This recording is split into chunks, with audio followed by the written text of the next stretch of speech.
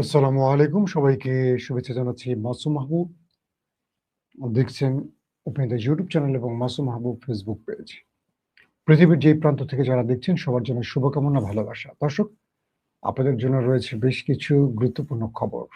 প্রথম যে খবরটি দিতে চাই সেটি হলো ইরান তার আমেরিকার মিত্রদেরকে নতুন করে হুঁশিয়ারি দিয়েছে। যদি আমেরিকার নিষেধাজ্ঞা কেউ মেনে চলে, ইরানের বিরুদ্ধে তাকে তেল গ্যাস যাওয়া আসা বন্ধ করে দেবে।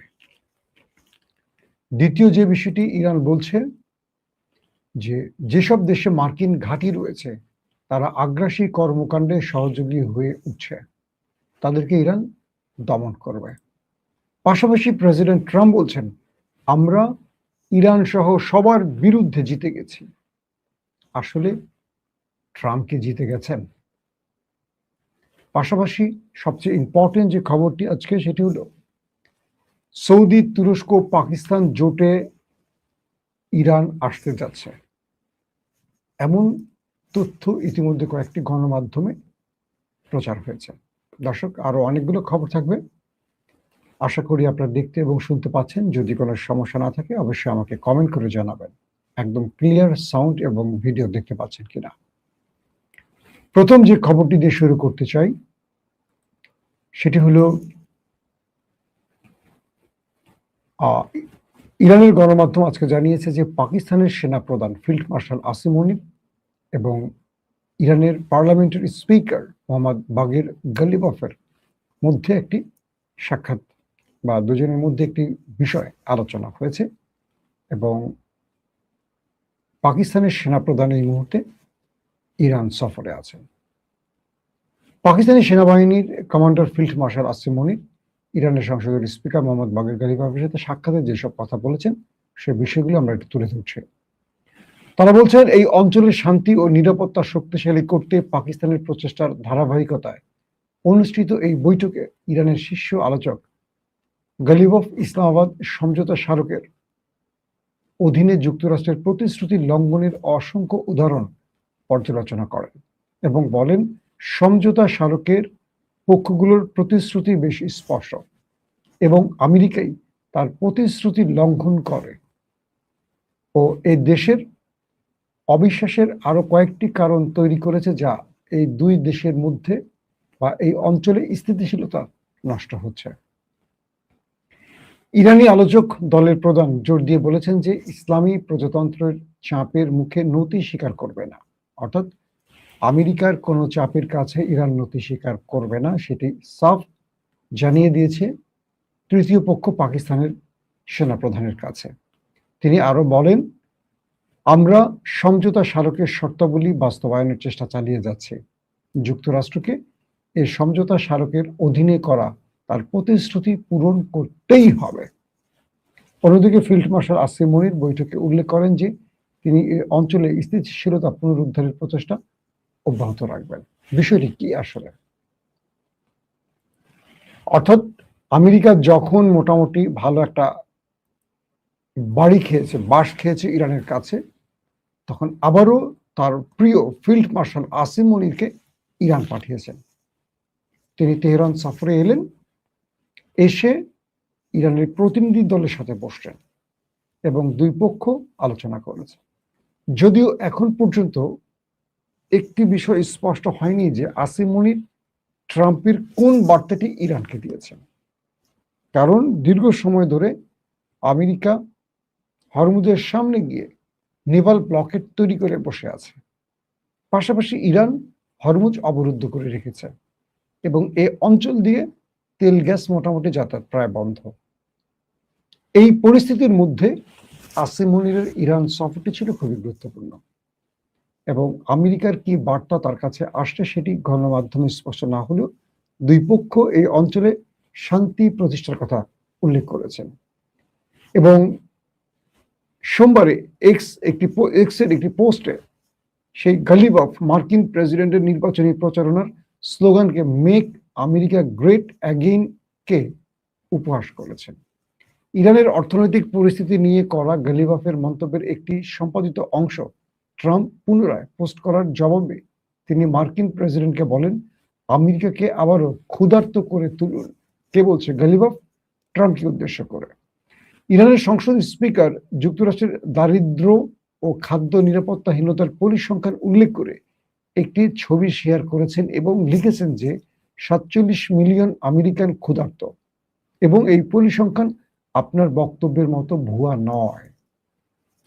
ছবিতে আরো বলা হয়েছে যে মার্কিন যুক্তরাষ্ট্রে প্রায় ৪,৭০,০০,০০০ মানুষ ক্ষুধার্ত ও খাদ্য নিরাপত্তাহীনতার সম্মুখীন, অর্থাৎ প্রতি ৮ জন আমেরিকানদের মধ্যে একজন খাদ্য নিরাপত্তায় ভোগেন।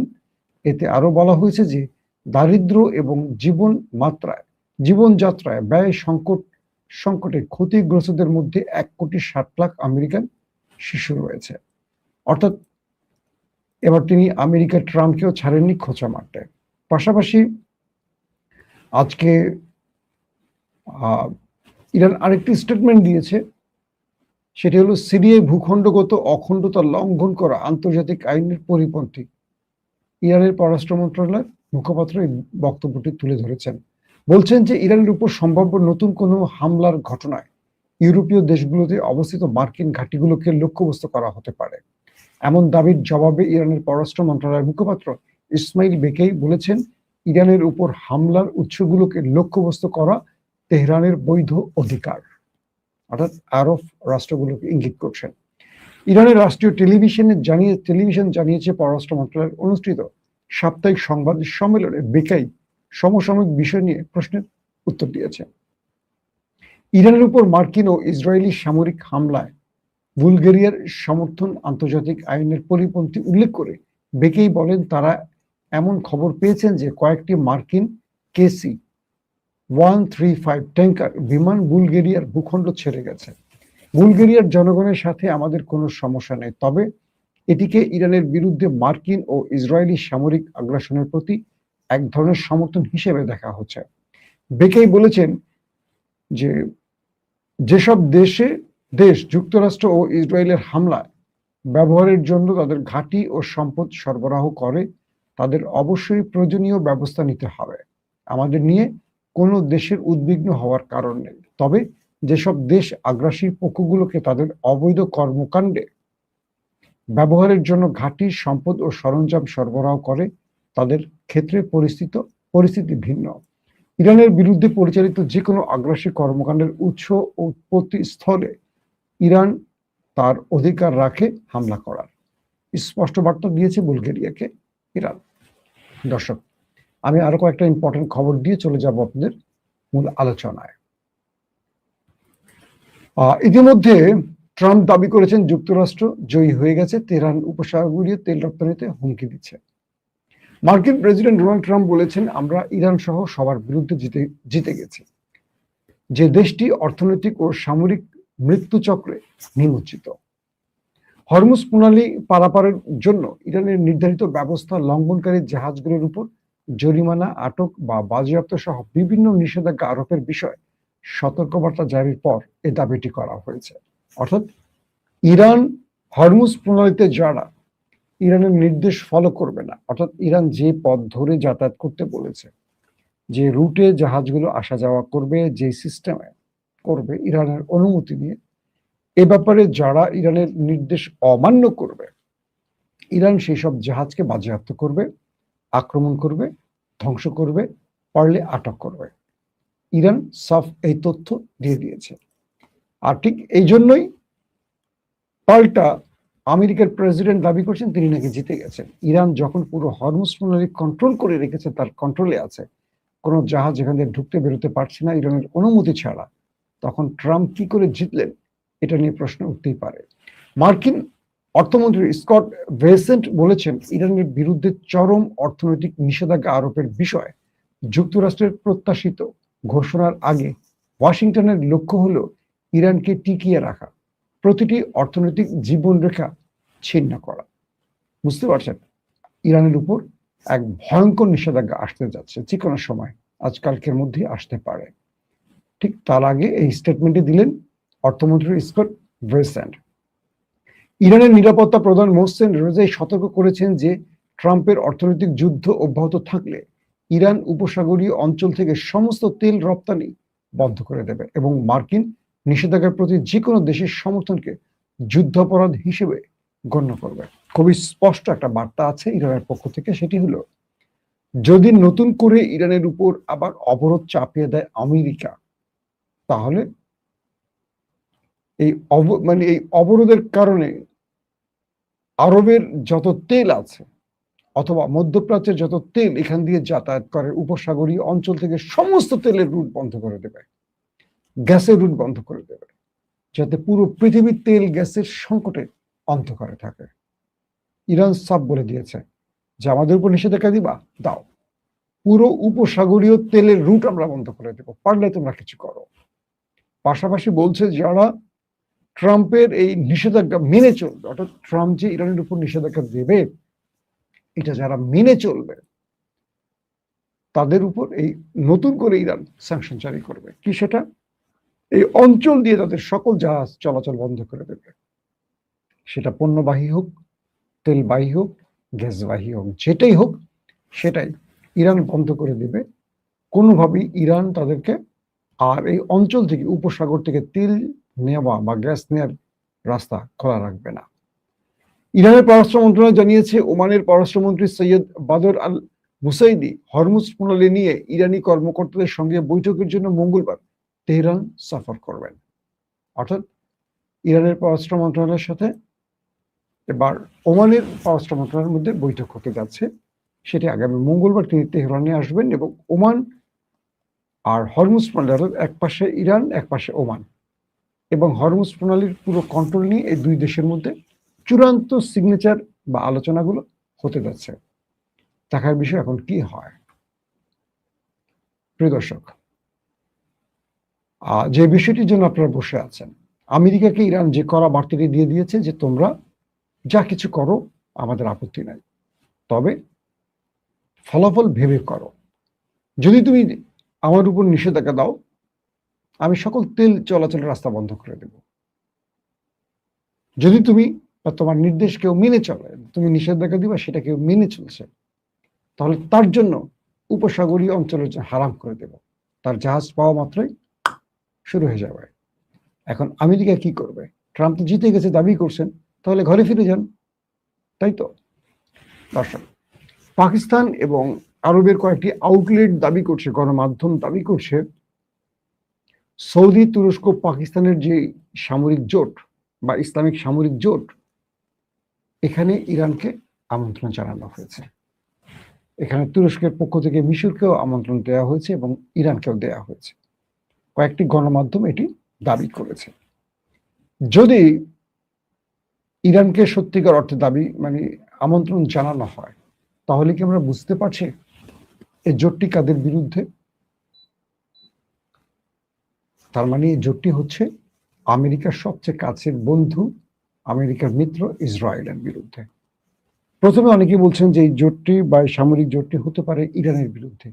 তাহলে সৌদি আরব বা পাকিস্তান বা তুরস্ক ইরানকে এই জোটে নেবে কেন? পাকিস্তানের যিনি ফিল্ড মার্শাল আসিম মনির, তার ইরান সফরটির এটিও একটি কারণ বলে দাবি করা হচ্ছে। অর্থাৎ পাকিস্তান চাইছে ইরানকে জোটে রাখতে, তাতে করে সৌদির সঙ্গে পাকিস্তানের যে দূরত্ব এটা ঘুচে যাবে, কারণ তারা নিজেরাই একে অপরের বিপদে পাশে দাঁড়াবে ঘোষণা দিয়ে এই সংগঠনটি বা এই জোটটি হচ্ছে। তাহলে ইরান সৌদি আরবের হামলা করছে না, বরং সৌদিতে কেউ হামলা করলে ইরান নিজের উপর হামলা বলে সৌদির পাশে দাঁড়াবে। তাই তো ন্যাটোর মতোই তো এটি, ন্যাটোর আর্টিকেল 5 যে সিস্টেম বা নিয়ম, এই জোটটি সেই নিয়মই আসছে। তাহলে সৌদি আরব এখানে কি করতে চাচ্ছে? এক ঢিলে ইরানকে পাশে রাখছে বন্ধু রূপে, অন্যদিকে তার হুমকি দমিয়ে দিচ্ছে। আর ইরান কি করবে? ইরান তার শর্তে বলে দিয়েছে অবশ্যই মুসলিমদের যে কোনো জোটে ইরান যেতে প্রস্তুত, তবে আমেরিকা এবং ইসরায়েলের স্বার্থ সংশ্লিষ্ট কেউ থাকতে পারবে না, এবং এই জোট যেন আমেরিকা এবং ইসরায়েলের পক্ষের কোনো জোট না হয়, কিংবা এই জোট যেন আমেরিকা ইসরায়েলের স্বার্থ রক্ষাকারী না হয়। This is point. এই বক্তব্যটি ইরান সাফ জানিয়ে দিয়েছে কাদেরকে, যারা তাকে আমন্ত্রণ দিয়েছে। ইরান বলছে এই জোটে অবশ্যই আমরা আসতে চাই, আসতে পারি, কিন্তু এখানে বা এই জোট আমেরিকা ইসরায়েলের কোনো স্বার্থ রক্ষা করতে পারবে না। এখন এটা নিয়ে আলোচনা হবে, আরো পর্যালোচনা হবে। যদি ইরান এই জোটে চলে আসে, ধারণা করা হচ্ছে বাংলাদেশ এই জোটে আসতে পারে, যদি দিল্লির হুমকিকে তারেক রহমান সরকার ভয় না পায়, তাহলে বাংলাদেশ এই জোটে চলে আসবে। যদিও বিএনপির মধ্যে অনেক ভারত প্রেমী মন্ত্রী আছেন, কিন্তু তারেক রহমান এই জোটে আসতে চান, আমি যতটুকু জানি। কিন্তু ভেতরে কি হয় বাকিটা পরবর্তী সময় বলা যাবে। এটা নিয়ে আজকে আমার স্পেশাল লাইভ একটা আছে, আপনারা দেখবেন। ইতিমধ্যে আমার যে ভিডিওটি এখন করছি তার ঠিক আগের লাইভটি বিকেল 3টার দিকে আমি যে লাইভটা করেছি, আপনারা অবশ্যই দেখবেন। খুব ইম্পর্টেন্ট একটা লাইভ, এটা কেউ মিস করবেন না।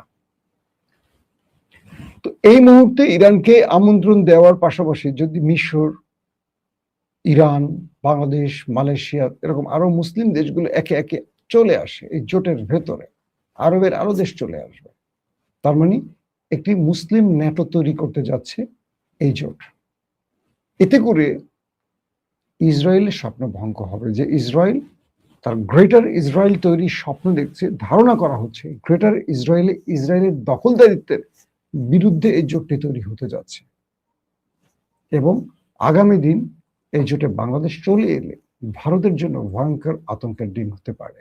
কারণ ভারত বাংলাদেশে যে তার আগ্রাসন বা দখলদারিত্বের পরিকল্পনা নিয়ে ছক এঁকে বসে আছে, বাংলাদেশ এই জোটে প্রবেশ করলে ভারতের সেই স্বপ্নটি স্বপ্নই থেকে যাবে। কারণ বাংলাদেশকে টোকা দিলে সকল মুসলিম দেশগুলো এক হবে বাংলাদেশের পক্ষে দাঁড়ানোর জন্য।